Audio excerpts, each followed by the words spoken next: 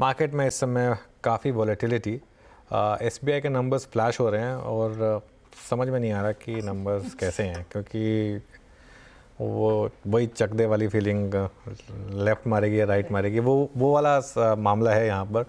Number पोल से better हैं, NIM पोल से बेटर है, सब कुछ बेटर है पोल से, लेकिन स्टॉक चल नहीं रहा है क्योंकि शायद मार्केट इससे भी ज़्यादा कुछ अच्छा एक्सपेक्ट कर रहा था। खैर इस पर थोड़ी देर में बात करेंगे, लेकिन पहले मार्केट की बात करते हैं।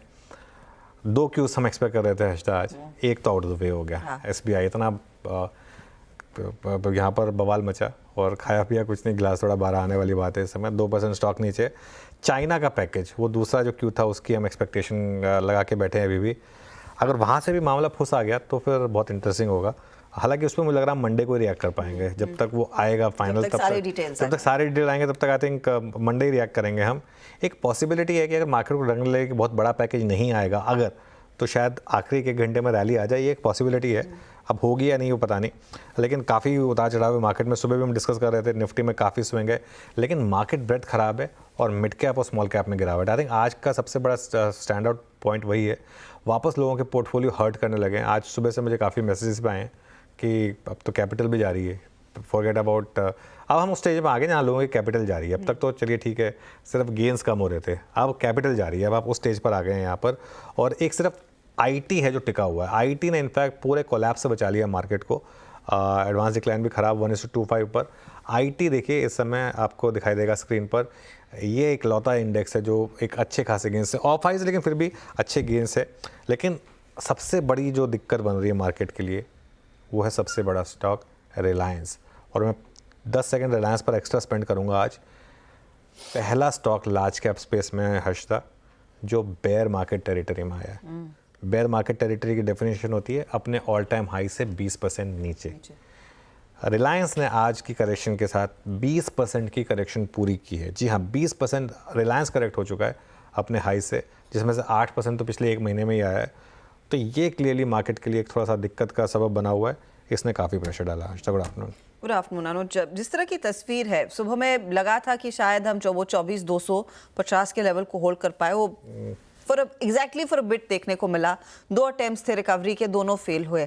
अब इस समय फिर इस हफ्ते की में जिस तरह की मार्केट मची हुई है, और स्पेशली जो हमने 23,800 का लो इसी हफ्ते 4 तारीख को देखा, उससे जितनी दूरी बनाएंगे आई एम श्योर वो पॉजिटिव रहेगा। लेकिन आज क्लोजिंग के लिहाज से रणनीति क्या होनी चाहिए, कुछ कैसे अपने आप को पोजीशन करें? ठीक है अर्षदा, आज सुबह बात हुई थी हमारी कि मार्केट में आज फर्स्ट सपोर्ट और फर्स्ट रेजिस्टेंस के बीच में हम घूमेंगे। 24,050 के करीब हमने फर्स्ट सपोर्ट मेंशन किया था और 24,270 फर्स्ट रेजिस्टेंस था। आप आज का हाई और लो देख लीजिए।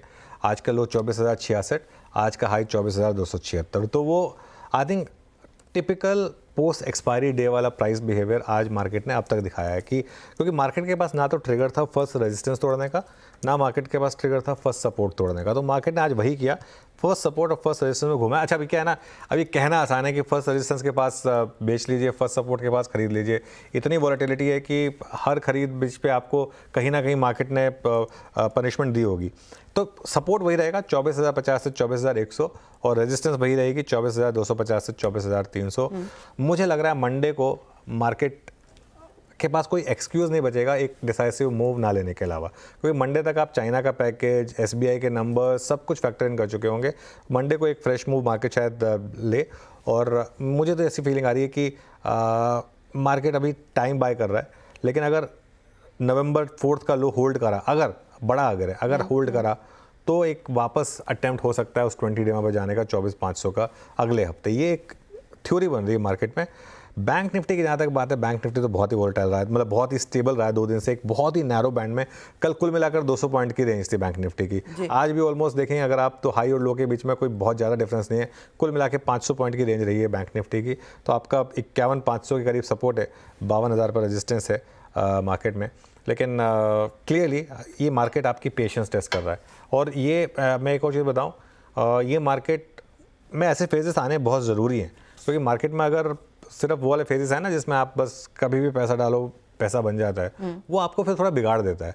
ये वाले जो फेजेस है ना, इसमें मार्केट आपकी कन्विक्शन टेस्ट करेगा, उसके बाद शायद पैसा बने। अच्छा, 1-2 स्टॉक में डिस्कस करना चाह रहा था। एक तो लेकर आइए आप एसबीआई और एक लेकर आइए आप अशोक लेलैंड। एसबीआई अभी थोड़ी देर में आई थिंक मैनेजमेंट की कमेंट्री में पता चलेगा कि एग्जैक्टली क्या हुआ है वहाँ पर। लेकिन SBI बात करते करते डे लो पर आया है, लेकिन दूसरी तरफ अशोक लेलैंड देखिए आप, वो डे हाई पर आया है। आई थिंक अशोक लेलैंड के नंबर्स अच्छे थे, मार्केट को कुछ हद टाइम तक शायद बिलीव नहीं हुआ कि ये नंबर ठीक है या नहीं है। इसमें शॉर्ट्स भी थे, काफ़ी फ्यूचर डिस्काउंट पे थे, यहाँ पर थोड़ी सी रैली आई, लेकिन SBI डे लो पर आया।